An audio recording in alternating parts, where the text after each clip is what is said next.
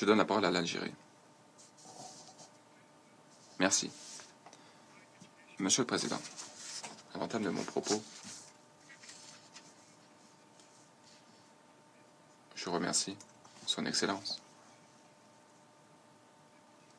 le vice-premier ministre, ministre des Affaires étrangères de la République islamique du Pakistan. Je le remercie de présider ce débat public important. Je le remercie également de mettre en lumière l'importance du règlement pacifique des différends, un principe qui est consacré par la charte de l'ONU. Merci de nous permettre d'en parler ici au Conseil de sécurité. Nous remercions également le secrétaire général de l'ONU, Antonio Guterres, de son intervention et de son engagement continu en faveur de la diplomatie préventive et de l'engagement multilatéral.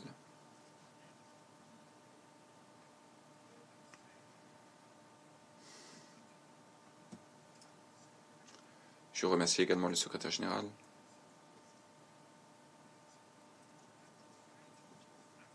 de sa position courageuse, de principe pour promouvoir, pour défendre, pour faire respecter le multilatéralisme et les principes de la charte de l'ONU.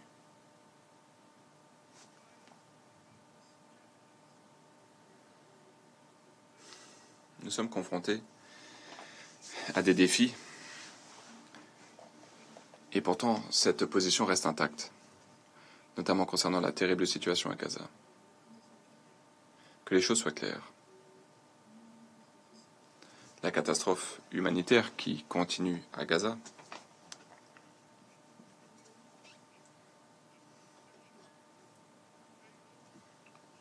constitue, ou plutôt résulte de l'échec du Conseil de sécurité, qui n'est pas parvenu à s'acquitter de sa responsabilité au premier chef, à savoir le maintien de la paix et de la sécurité.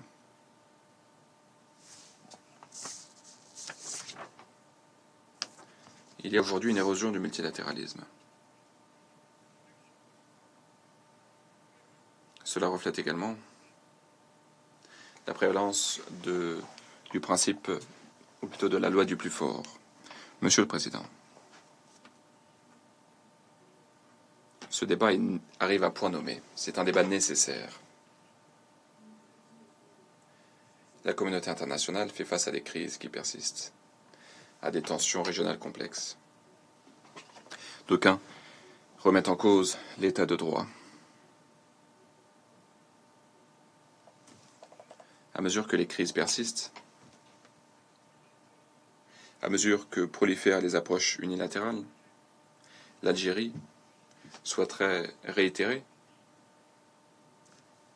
sa conviction profonde selon laquelle il est essentiel que tout le monde, j'insiste, que tout le monde respecte le droit international, ainsi que le règlement pacifique des différends.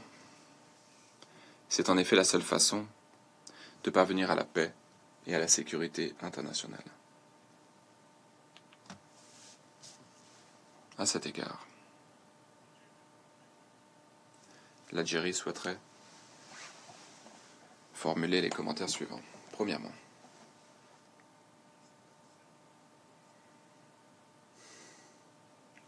le règlement pacifique des différends se situe au cœur de notre politique étrangère en Algérie. Le dialogue, la médiation, les bons offices, les mécanismes juridiques qui respectent la souveraineté et la non-ingérence. Voilà quels sont nos outils préférés pour la prévention et le règlement des conflits. Deuxièmement, les mécanismes de la charte consacrés dans le chapitre 6, la négociation, la médiation, la conciliation, l'arbitrage et les procédures judiciaires.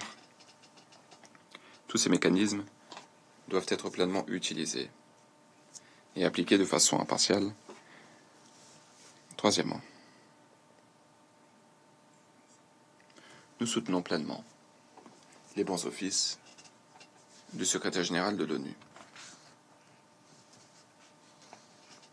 Et dans le contexte actuel, marquée par des contraintes financières, l'Algérie s'associe à ceux qui affirment que la prévention doit être une priorité stratégique.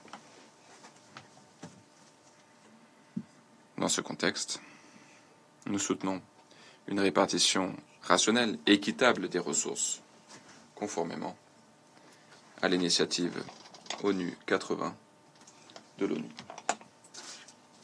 Quatrièmement,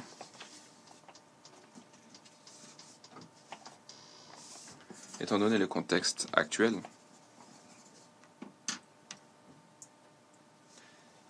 nous nous trouvons au carrefour du Maghreb, du Sahel et de la Méditerranée occidentale. Par conséquent, l'Algérie ne ménage aucun effort pour contribuer à la prévention des conflits et au règlement des conflits, et ce en coordination avec les organisations régionales, notamment l'Union africaine. Cinquièmement, nous soutenons une coordination plus étroite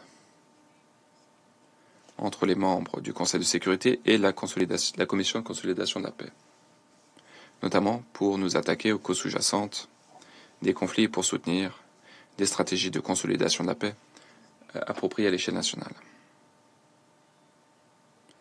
L'examen en cours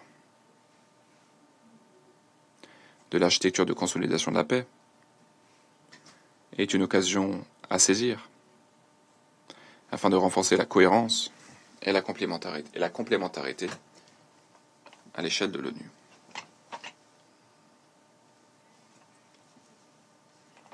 Nous sommes gravement préoccupés par l'impasse dans laquelle se trouve le Conseil de sécurité.